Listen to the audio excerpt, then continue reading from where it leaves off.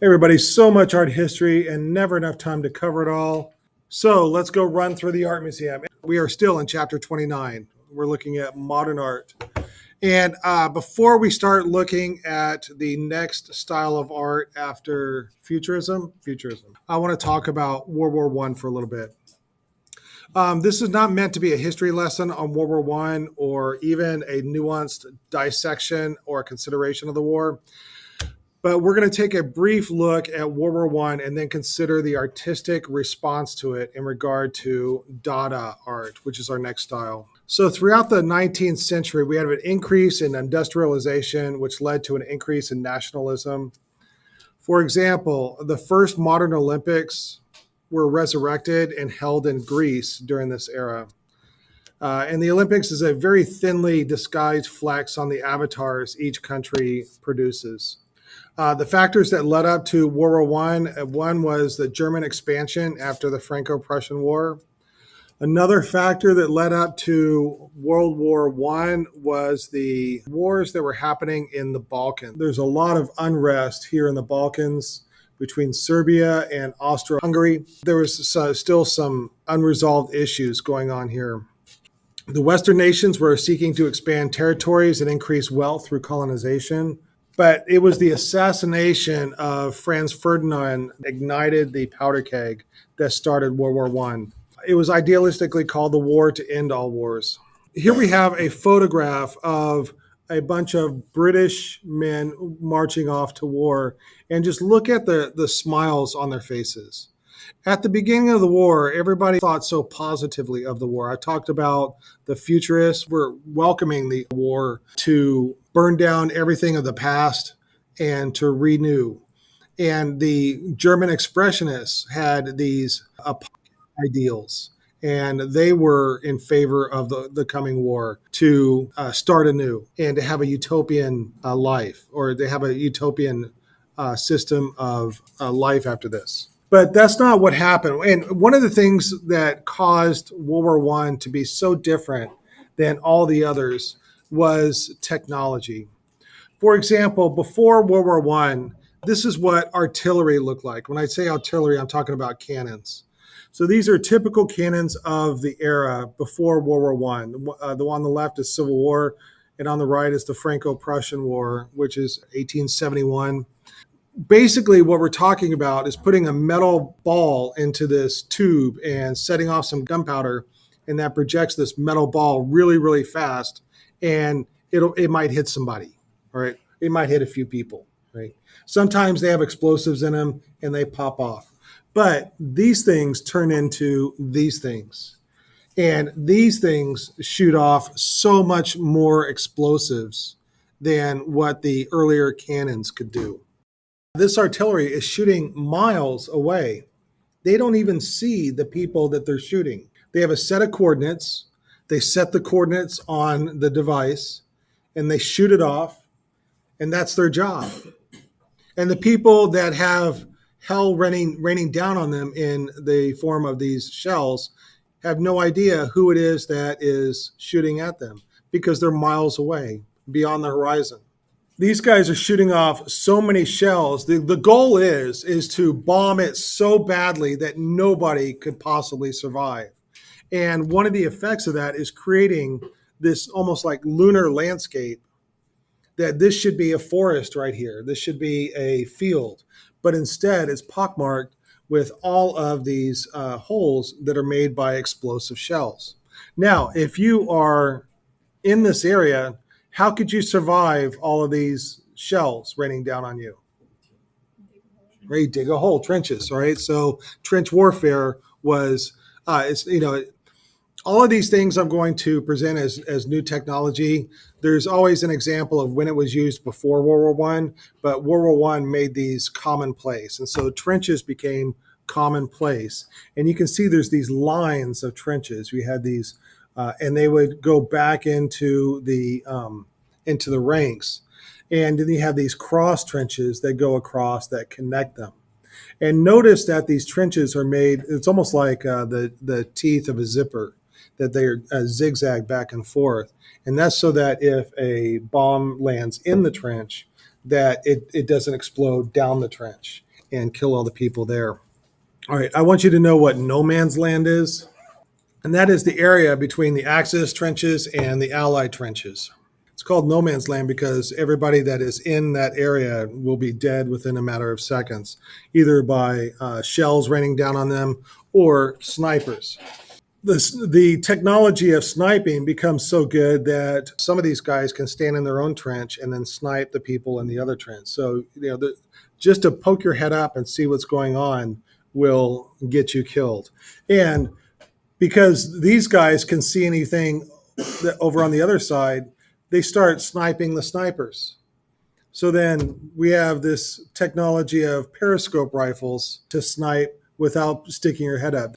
So here's how a typical attack in World War I would go on the Western Front. So the Allies are going to attack the Axis trenches, and so they start out by bombing the enemy trenches. And they send over so many bombs that no man could survive that many bombs. And so you then would go over the top, walk across no man's land, and you don't have to run because all the people over there are dead because of the bombs. And then you get mowed down by the machine guns on the other side. How could they have survived to man their machine guns? Because in the trenches, there's little rooms under there and they could withstand the bombs. All right, so I'm going to show you a little clip from a recent movie. All right.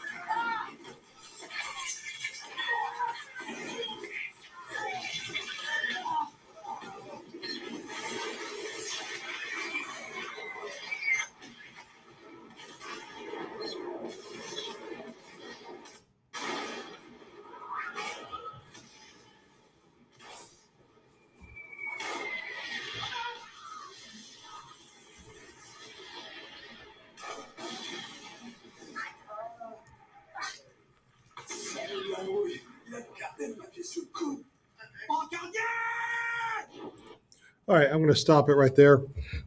And you saw, like, as the people were coming over and the machine guns were just literally mowing them down.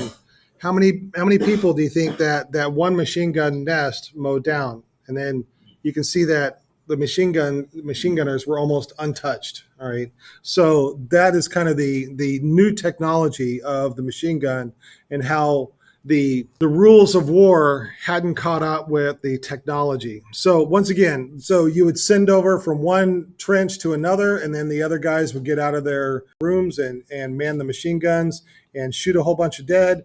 Only a few would finally make it to the trenches, but that's not enough to take the trench. So you got to turn around while being shot at in the back and go back. And then they have a counterattack. So then the Axis will get out of their trenches and use that momentum of the retreat and go and attack. But then the Allies would get out of man the machine guns and mow them down. It's just a slaughter fest in no man's land between the two.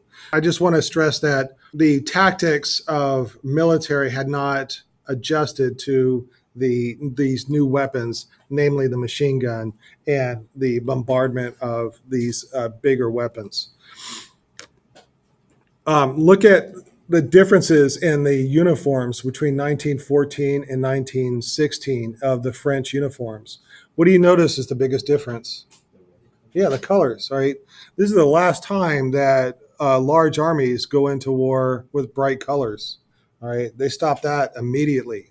And then what's another difference that you see between them? Right, the hats, the helmets, all right? So the number one killer in World War I was head trauma from the big guns, right? It wasn't bullets. It was being bombed and getting hit in the head either by the shrapnel or by debris from those explosions. The same thing with the British. They swapped out their soft hats for hard hats. And the Germans went into war with these Pickelhaube helmets. They are helmets, but then they switched for these right here that are a little bit more protective of the neck. Also, cavalry has been a part of war making since the beginning, right? Since BC. And this is the last time we have large scale cavalry charges. And what do you think these horses are going to do up against the machine guns? Right. So, yeah, totally ineffective. All right. Horses and spears against machine guns. So we have a total change in tactics. In fact, the U.S. cavalry switched from horses to helicopters in Vietnam. Although there was one final cavalry charge for the United States in 2001 when they went to Afghanistan. Mustard gas is a new weapon of war. And so we have the scenes of gas masks coming from World War One. As I talked about, the machine gun, absolutely devastating in World War One. We also have a new technology in aircraft. So when aircraft was first used in World War One, it was used as reconnaissance. So they would attach a camera to the plane and it would fly over the enemy stronghold and take pictures. And then it would fly back. You develop the pictures so you can see what your enemy is doing. But then we had reconnaissance airplane of one side crossing paths with reconnaissance airplane of the other side. So they took out their pistols and would shoot at each other with pistols. All right. So as that got more heated, they learned how to put a machine gun on the front of an airplane, and then you could just aim your airplane at the other plane and shoot it down. We had bombers first appear in World War One. We had submarines first appear in World War One en masse. And submarines are devastating. They lurk under the water and destroy ships and shipping as they go past. And one way to combat the submarines was to have these bizarre painting stripes on ships that if a submarine was looking up through its scope, one way to identify ships and what kind of ship that they're looking at is by the silhouette. And if you have these wild stripes, that would disrupt being able to see it and identify it quickly. So they had these wild paint jobs. But aerial combat is something that's totally new in World War One. And tanks are new in World War One. In fact, do you know why they're called tanks? Yeah, so right, they were top secret, and so when they were brought over from England and they were brought over on these trains and they had these tarps on them, people would ask, what are those things under the tarp? And they said it's water tanks or gas tanks. So French made their tanks and the Germans made their tanks. I purposefully released this video on the 9th of November 2018. 2 days from now, on the 11th of November, will mark exactly 100 years since the end of the First World War, one of the most destructive and violent wars ever fought in human history. While the Second World War and the destruction it caused often overshadowed the First World War, I felt like now would be a good time to remember and visualize the enormous loss of life that the Great War caused. We'll be counting soldiers and civilians separately, as well as deaths and injuries separately. A casualty can be a confusing statistic in war because it means that a soldier has been taken out of action, but not necessarily killed. Each of these models represents 1,000 people who died or went missing, while each of these models represents 1,000 people who were injured, which when combined equal the number of casualties. And we'll begin the counting with the United States. Over 116,000 soldiers died, and another 204,000 were injured fighting against the Germans and Austrians on the Western Front. This amounted to 0.17% of the American population at the time becoming a casualty of war. But America only fought for a little over a year between 1917 and 1918. The war had already been going on for over 2.5 years before that. So let's take a look at some of the countries who were fighting from the beginning. The war began when Austria-Hungary declared war against Serbia in 1914, and Serbia suffered worse than any other country during the war. 375,000 Serb soldiers lost their lives in the fighting, while another 625,000 civilians died from famine and disease. That amounted to over 22% of the Serbian population dying during the 4-year-long war. More than 1 out of every 5 people in the country. Serbia was a member of one of the 2 alliances that fought against one another in the war called the Entente, which also included the United Kingdom, France, Russia, Italy, America, and many others, all of whom would suffer terribly. The United Kingdom would send over 815,000 soldiers to their graves, like on the first day of the Battle of the Somme, in which 19,000 would die in only 24 hours, the bloodiest single day in British history. A lot of that is just walking into machine gun fire. Civilians also lost their lives during the war, totaling up to just over 2% of the British population, or about 1 in every 50 people dying, but many more were wounded. 1,675,000 more soldiers, which adds together to 5.77% of the UK population then, becoming casualties of the war. Subjects of the British Empire like Australia, Canada, New Zealand, India, and South Africa also fought in the war and took high casualties. Percentage-wise, New Zealand suffered the worst, losing 3.8% of her population as wartime casualties, while numbers-wise, Australia took the hardest hit, losing over 61,000 of her soldiers and suffering another 152,000 wounded, with Canada and India both not too far behind. But the other major Entente powers lost an incredible amount more. The Italians joined the war in 1915. But in 3 years of fighting suffered 555,000 military fatalities, along with 592,000 civilian deaths. Another 947,000 Italian soldiers became wounded, representing 5.8% of the Italian population becoming casualties, a figure roughly comparable to the UK percentage. But then there's Russia and France, both of whom suffered higher casualties than the entire Serbian population combined during the war. Russia was the first country to come to Serbia's defense during the war and suffered catastrophic losses.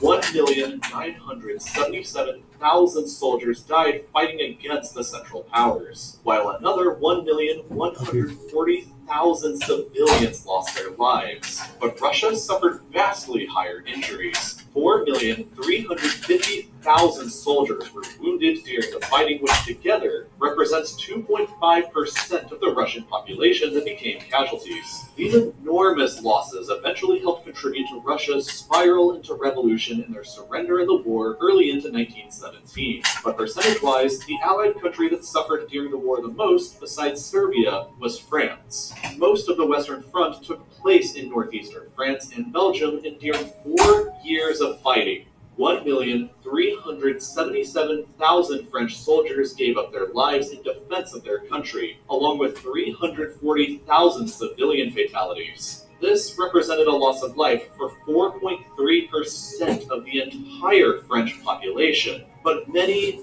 many more were wounded. 4,266,000 additional French soldiers were wounded or maimed by the war, representing a total casualty amount similar to Russia's, but from a much smaller population. In total, around 15% of France's population became a casualty during the First World War. A horrible loss of life that wouldn't be fully recovered 20 years later at the start of the Second World War. Other Entente countries in order of wartime casualties include Romania, which also suffered terribly at 10.4% of their population becoming casualties, as well as Greece, Belgium, Portugal, Montenegro, and Japan, with only about 1,000 casualties during the entire war. But now let's take a look at the other side, the Central Powers, which were led by Germany. When you know that parent-approved providers are ready to take care of your kids all week. Germany was fighting on 2 fronts for most of the war and also suffered cataclysmic losses. 2,037,000 of her soldiers died fighting in the west and the east, and 594,000 of her civilians died largely due to starvation caused by the Allied blockade of the country. Another 2.5 million German soldiers were wounded wounded during the course of the war, amounting to 7.8% of Germany's population becoming a casualty. While Germany suffered the highest raw numbers of the Central Powers casualties, she didn't suffer the highest percentage-wise. While Austria-Hungary took less casualties overall, they represented a higher proportion of that empire's population, 10.77%. Over 1.3 million soldiers were killed and another 3.6 million injured, all of which helps to explain why the Austro-Hungarian Empire itself wasn't able to survive the war. But the worst suffering on the Central Powers side occurred inside of the Ottoman Empire, and most of it was self-inflicted. The Ottomans joined the war in 1915 and suffered 548,000 military fatalities, and another 582,000 wounded fighting against mostly the British, French, and the Russians. But absurdly high civilian deaths inside of the Ottoman Empire were largely due to the Ottoman government's policy of ethnic cleansing against her Armenian, Greek, and Assyrian ethnic minorities, collectively known as the Armenian Genocide. 1.5 million Armenians were systematically killed by the Ottoman government during and shortly after the war, along with 600,000 Greeks and 225,000 Assyrians. Accounting for all of this, in addition to the military casualties, an enormous 17% of the Ottoman Empire's population was killed or wounded during the conflict, which can also help to explain why this empire too didn't survive long after the war was over. And finally, Bulgaria was another member of this alliance that suffered greatly as well, with 6.8% of their population becoming casualty victims of the Great War. In total, and across all countries, about 9 million soldiers lost their lives, as well as 7 million civilians. 36% of all deaths were Entente military, 22% were the Central Powers military, another 22% were Central Powers civilians, and the final 20% were Entente civilians. The First World War was, and still remains, the bloodiest war ever fought in the history of the United Kingdom, France, Italy, Belgium, Bulgaria, Romania, Serbia, Turkey, Australia, New Zealand, and Canada. The Second World War was actually not as bad for all of these mentioned countries, but it would be worse for others like Russia and Germany. Hopefully, after two terrible lessons during the 20th century, humanity will never forget. All right, I'm going to stop there. And my purpose of showing you that is just to show you the utter and colossal devastation of Europe at this time. And so as soldiers were coming back from the war with their injuries, people were seeing injuries that they've never seen before, like the injuries from gas attacks or these horrific injuries to the head and face.